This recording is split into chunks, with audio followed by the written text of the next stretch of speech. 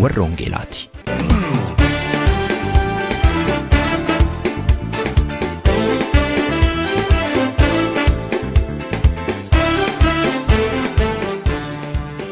Reediyoon warra Wangeelaa tokkummaa waldoota Oromoo warra Wangeelaa Awurooppaatiin qophaa'e torbanitti si'a tokko guyyaa Sanbata dhaggeeffattoota biyyootii gaanfa Afrikaaf naannoo isaatiif akka lakkoofsa sa'aatii Itoophiyaatti galgala sa'aatii 12 hamma sa'aatii 12:00tti dambalii gabaabaa kiilooheerzii 15,515 yookaanis meetir baandii 19 irratti dhaggeeffattoota kibbaaf giddugaleessa Awurooppaatiif immoo akka lakkoofsa sa'aatii giddugaleessa Awurooppaatti galgala sa'aatii 21 hamma sa'aatii 21:00tti dambalii giddugaleessaa kiilooheerzii 1,355 irratti karaa intarneetaa immoo sululaan karaa www.egradio.org kan isin qaqqabu tamsaasa Wangeelaati.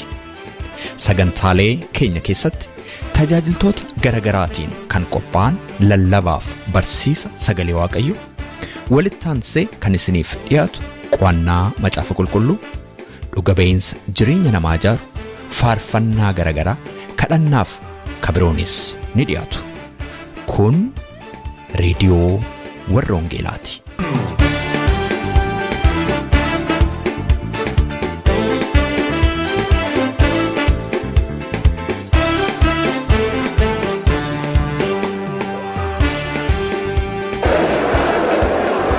Harka fuunee attam jirtu jaallatamtootaaf kabajamtoota dhaggeeffattoota reediyoo warra Wangeelaa an Roobsaa Makkootii qopheessaa sagantaa kanaa har'a sababa konferensii tokkummaa waldoota Oromoo warra Wangeelaa Awurooppaa isa 5ffaaf magaalaa Trondheim biyya Noorwee keessatti argamna.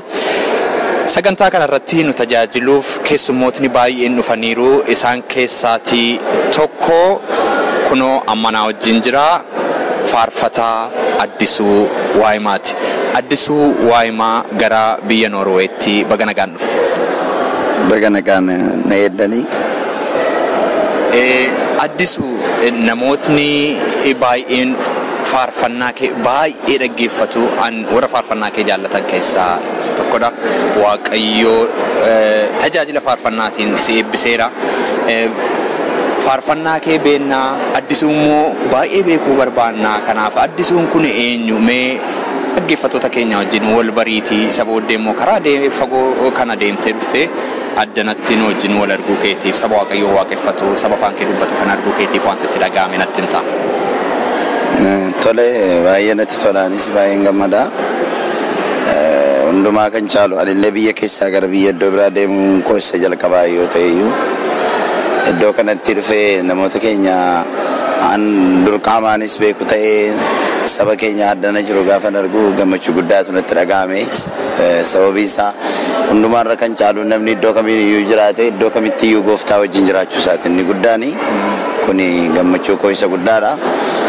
Waa'ee eenyummaa koo ibsuu yoo yaale egaa namoonni warri biyya jiranii qaamaanis haa ta'u sabni keenya biyya jiru qaamaanis haa ta'u faarfannaanis haa ta'u biyyummaadhaanis naannoodhaanis haa ta'u waan baay'eedhaan wal beekna.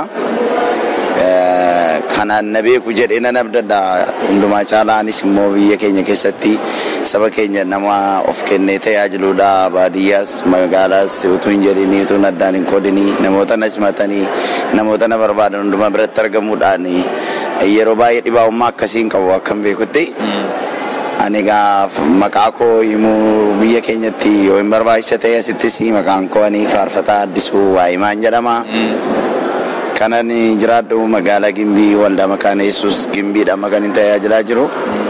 Kanan nufi amma guyyaa lamaffaa guutuuf hin jedhaa jechuudha biyya kana ergan dhufees kanan dhufee boqonnaa yeroo dheeraan arganne sagantaamatti galee gaafa dhufu garuu saba akkas gubbatu sagantaa akkas bareedu waan akkas namatti toluun arga jedhee yaanne. Sababiin isaa sabi keenya biyya kana keessatti baay'ina qaba jedhee gatiin hin yaannee fi argite.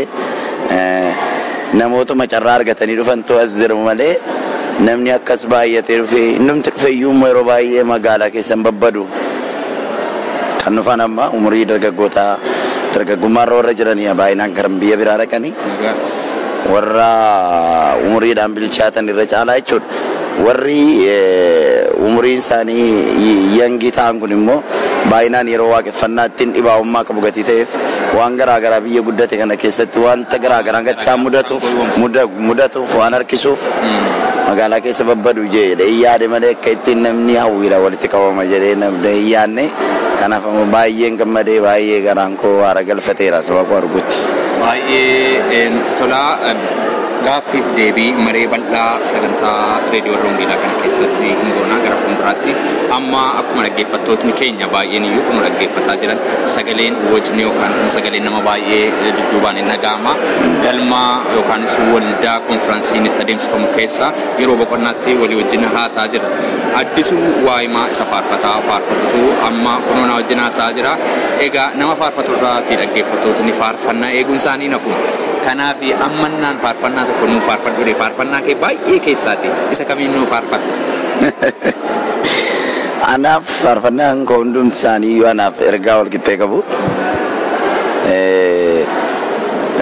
wanta keessatti beeku gatiin qabu hunduma isaanii ija tokko ni ilaala. Namoonni immoo garuu jireenya isaanii ilaalchisee waan keessaa jaallatan tokko tokko qabu. Kanaaf ija inni ittiin ilaaluun faarfannoonni koo hundumtu waan irratti ija tokko qabu. Ergaa waaqayyootis gatii ta'eef immoo tokko tuffadhee tokko caalchisuu hin danda'u. Anaa wajjin immoo wantoonni isaan ittiin wal qabatan wal fakkaata. Duddisaa duubi immoo gatiin itti ba'e hundumtuu immoo wal qixxeedha. Gatii ta'ee fi abaluu caalaa isa kanas sii faarfadha jechuu hin danda'u. Meegaa carraasaa yoon haalaatan immoo faarfannaa tokko inni filadhaatii dhaggeeffattoota keenya dhaggeessisaa beeku. Hin danda'ama garuu akka yeroo waltajjii irraa ta'uu baates jalqabbii masaa dhageessuu hin danda'a. Baay'ee gaarii amanannaa koo isa jedhu sana baay'ee namni baay'een dhaggeeffata amma nama kuma hedduu dhaggeeffate yuutuubii irraallee mee sana dhageessisi addisu. Amanana kootiyati amanana koo durii iddoon fiilannee manuu namoota irratti wayyuu kan koo sorri gaaddidduu hin qabu dhaloonni si malee hin bareedu namni si hin qabu garuu rakkatuyyuu agartuun sambadu. Gaaddidduu hin qabu dhaloonni si malee hin bareedu namni si hin qabu garuu rakkatuyyuu agartuun sambadu. Sooraafin godhanne ani mogolee danda'ee noon jabaadhu mansi malee isati naaf taate kophaa kee icciitii koo isa keessaa bakkee.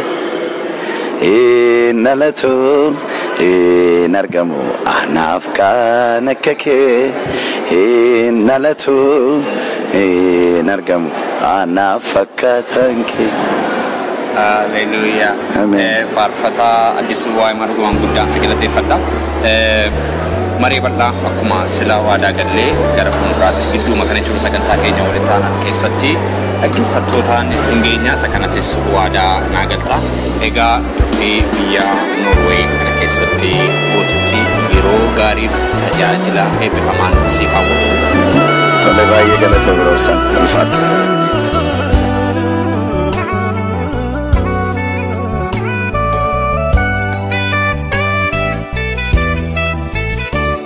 Ilbiko kusako amanama jilbako umnako saganama nafkesa fidaf kitetu kodeko garara ansite tamidoko Ilbiko kusako amanama Ilbiko kusako umnako saganama Nafkesa fidaf kitetu kodeko garara ansite tamidoko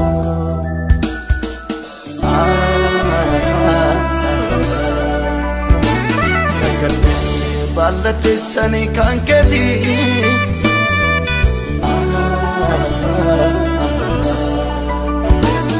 Atanaf harka kuusa mirgaati.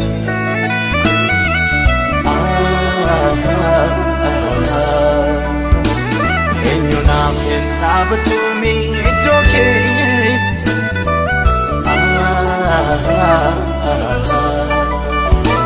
Hundumaa daamatanii fi kophaati.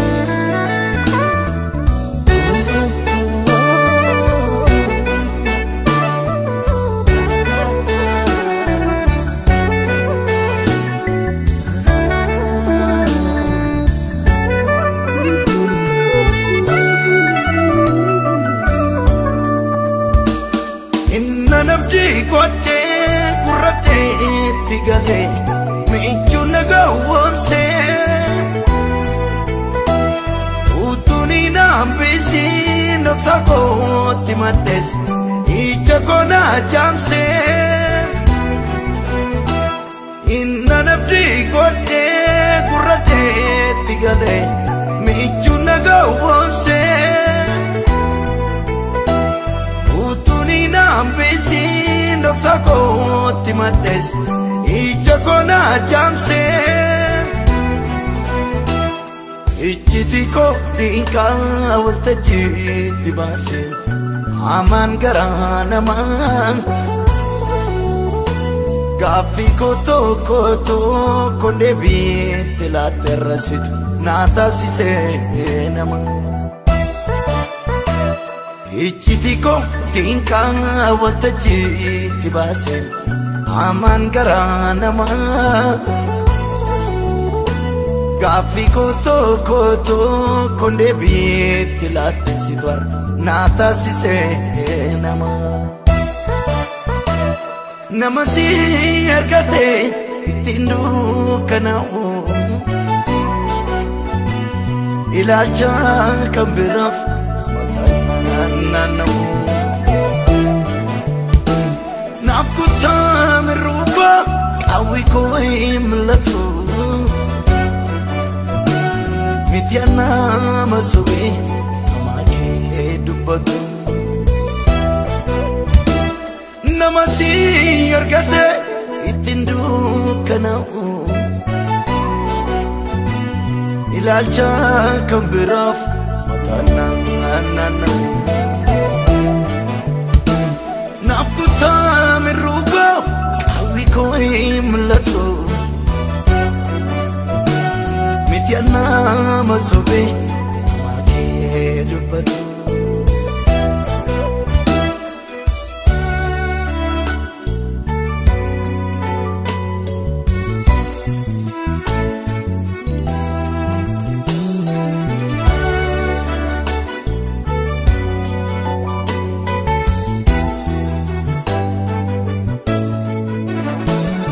Arrayartu durang ane santure kunesa kechimni kya kunadang ada jai kama ala ko jijirte na ko temso kita Arrayartu durang ane santure kunesa kechimni kya kunadang ada jai kama ala ko jijirte na ko temso kita kurra ini yu kambira sina faye onne ko osibira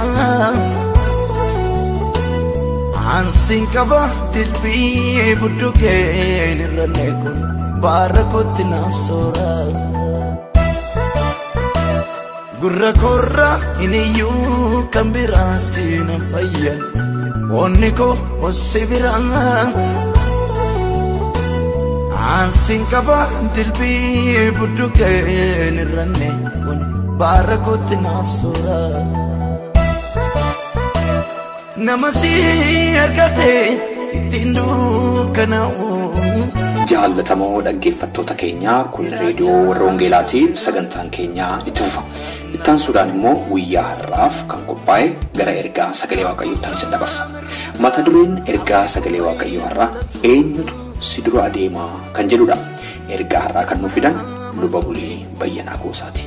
Lubi buliin Finfinneetti luba waldaa Assemblies of God jedhamu si'ataan konferansii tokkummaa waldoota Oromoo warra Wangeelaa Awurooppaa isa 5ffaa isa August yookaan immoo adoolessa 7 hamma 10 jechuunis amma yeroo sagantaan kun isinii darbaa jiru isa magaalaa Trondheim biyya Norweetti adeemsifamaa jiru irratti warra nu tajaajilan keessaa yookaan immoo warra nu tajaajilaa jiran keessaa isaan tokkodha. Amma gara barumsaa guyyaa har'aa lubni buliin nu barsiisanitti isin ceesisa. Balladessani kanketi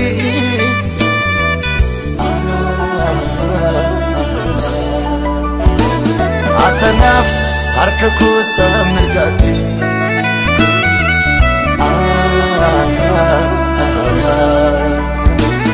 Enyunaf hintabatumi idoke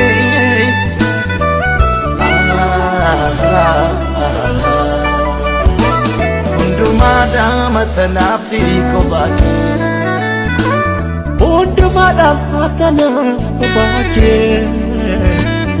Undumada matanaf kobaki Undumada matanafi kobaki Undumada matanafi kobaki Undumada matanafi kobaki Madam Atanaf Kobaki Undu Madam Atanaf Kobaki Undu Madam Atanaf Kobaki Nagaa Waaqayyoo hunduma keessaniif haa ta'u.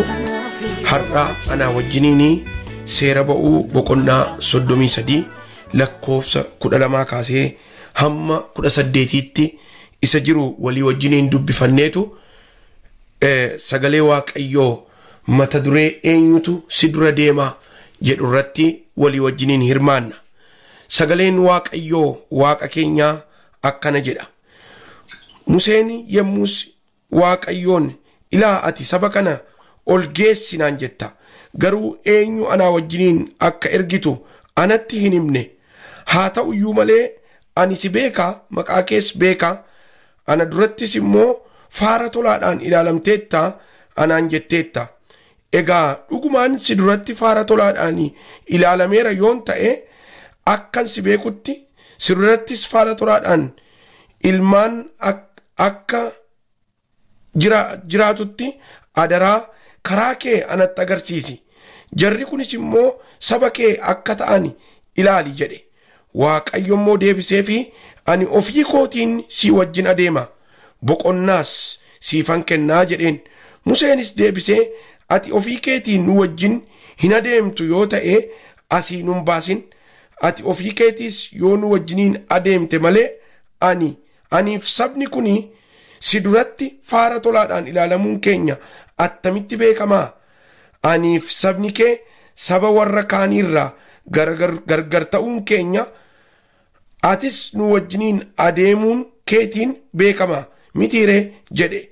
Waaqayyo yemmuusis Museedhaan ati ana duratti faara tolaadhaan waan ilaalamtee fi siis maqaa keetiin waanan si beekuu fi isa ati dubbatte kana ani nan godhaattiin jedhe. Museen immoo adaraa ulfina kee natti agarsiisii jedhe. Waaqayyo immoo deebisee gaarummaa koo hundumaa fuula kee duran dabarsaa ittiin jedheedha sagalee Waaqayyo. Akka Waaqayyo nutti dubbatuuf kadhannaa gabaabaa kadhanna. Yaa Waaqayyo gooftaa galanniif ulfinni teessoo kee irratti siif haa ta'u. Yeroo kana immoo dhugaa dubbii sagalee keetii akka walii wajjiniin hirmaannuuf yeroo kana waan nuuf laatteef ammas immoo yaa Waaqayyo warra sagalee kana reediyoo kana irratti dhaggeeffachaa jiraniif dhugaa dubbii sagalee kanaatiin yaa Waaqayyo gara isaanii akka dhattuuf akka isaan jajjabeessituuf akkumas immoo karaatti agarsiiftuuf maqaa Kiristoos Yesuusiin jaalala kee haa ta'u.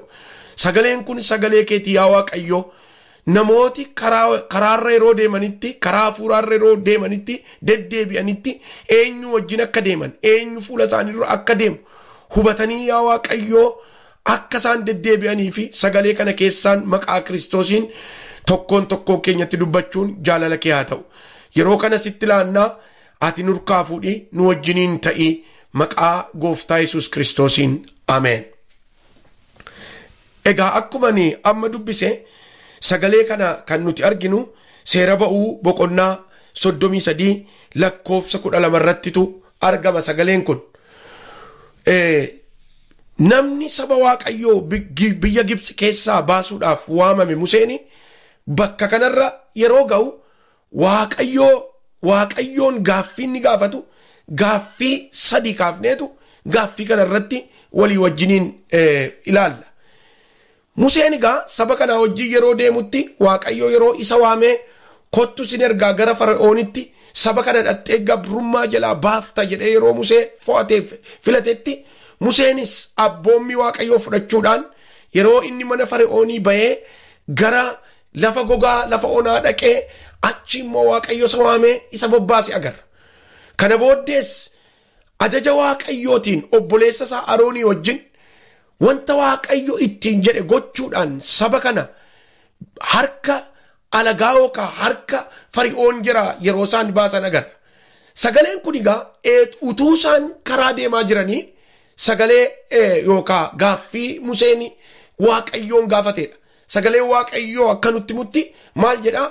Waaqayyosi Museedhaa wajjiniin afaanitti akka namni hiriyaasaa wajjin haasa'utti isaa wajjin haasa'aa turedha. Maaliif Waaqayyo Museen ergamaasaa akka ture beeka. Kan isa waame isa, kan dhimma irraa qabu isa, kan itti dubbatu isa. Museenis immoo Waaqayyoon dhaga'uudhaaf dhiyoo ture. Kanarraa kan ka'e egaa Museen maal gochuu akka qabu? Museen yeroo hundumaa isa ittaanutti Waaqayyo maal akka inni godhu akka inni barbaadu Waaqayyoon gaafatu ture. Kanarraa kan ka'e bakka kanatti Museen Waaqayyoon akkas jedhee gaaffii 3 gaafata. Gaaffii kana keessaa inni dura Museen akkas jedha. Tokkoffaa akkas jedhee gaafata. Eenyutu naa wajjiniin deemaa saba kana baasii onaan jetteetta? Eenyuun naa wajjin ergita? Eenyu kan dura koo deemuu jedhee gaafata. Obboloota koo jireenya hafuuraa keessatti eenyu kan fuula koo dura deemu jennee gaaffii gaafachuun baay'ee barbaachisaadha. Maaliif jireenya hafuuraa waan deemnuuf garri nuti itti baanu ofii keenyaan yookaan namaan yookaan haala biraadhaan itti baanatu hin ta'in inni nu waame sun inni fuula keenya dura deemu sun garamitti akka adeemnu akka inni nu qajeelchuuf gaafachuun waan guddaadha. Kanaaf egaa Museen jalqabni isaas Waaqa kan isaa wajjiniin isa waamee kan isa bobbaases Waaqa. Kanaafuu maal jedhee gaafata? Ati jedha Waaqayyoon saba kana baasii naan jettee natti dubbatteetta. Garuu eenyuun akka naa wajjin ergitu natti himii jedhee gaafata. Galanni Waaqayyoof haa ta'u. Gaaffiin kun obboloota ko aniifis ni sarra Waaqayyoo wajjin yeroo deemnutti Waaqayyoo wajjin keessaa'uu bara ammaa bara hamaa kana bara wanti nuti dhageenyuu fi wanti nuti arginu kuni baay'ee rakkisaa ta'ee jiru kanatti eenyu kan na dura deemu jennee dhaabannee gaafachuun baay'ee barbaachisaadha. Tarii yaada namaati moo tarii fedha foon kootiiti moo tarii isan ofii kooti qopheesse moo eenyu kan fuuldura koo deemu jedhanii gaafachuun baay'ee barbaachisaadha. Museen egaa kanaafitu Waaqayyo abbaani yeroo inni saba kana baasi lafan siin jedhe sanatti saba kana geessi jedhee Waaqayyotti dubbatetti gaaffii guddaa kana gaafata. Maal jedhee gaafata? Eenyu naa wajjiniin ergita? Inni dura eenyu kan fuula koo dura deemu jedhee yeroo inni Waaqayyoon gaafatutti argina jechuudha.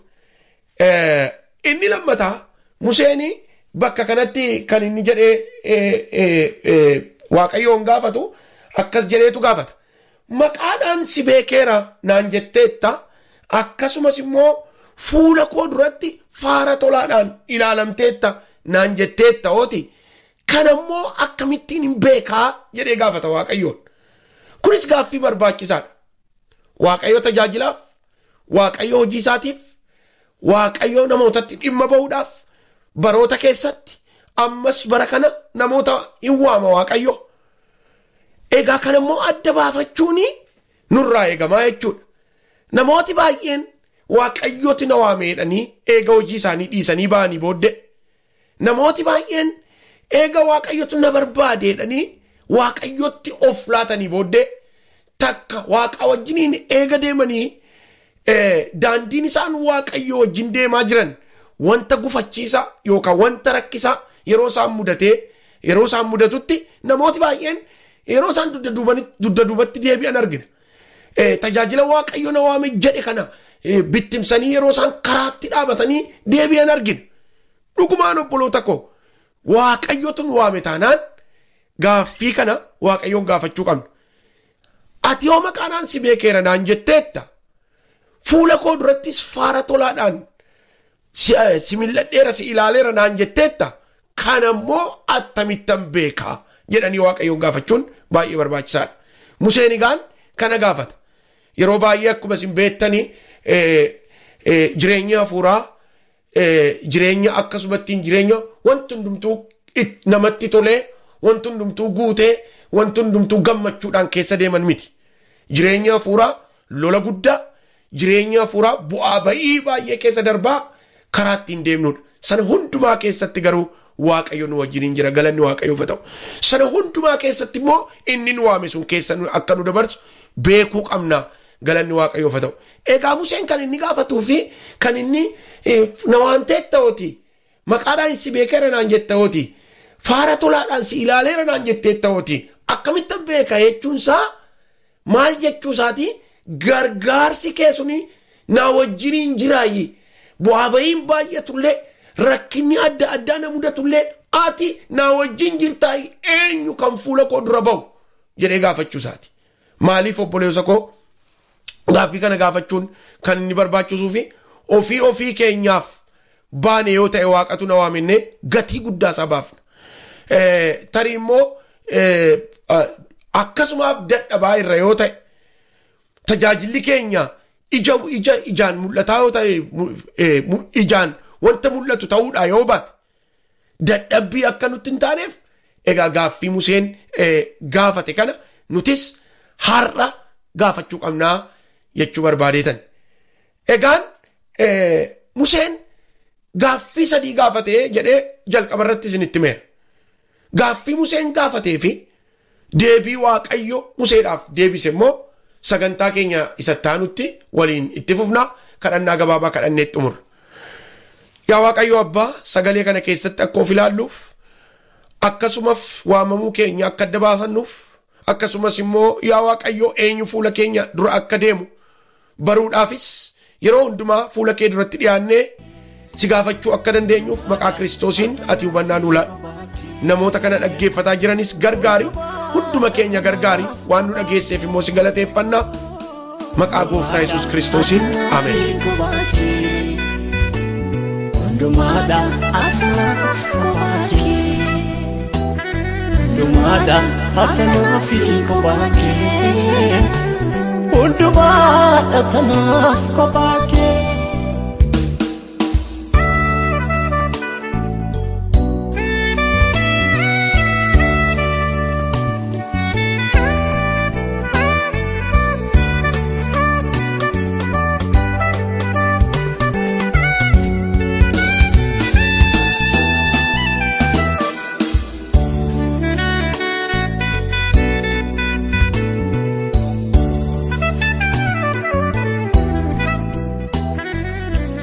dhaggeeffattoota keenya sagantaa keenya irratti akka eebbifamtan abdii qabna.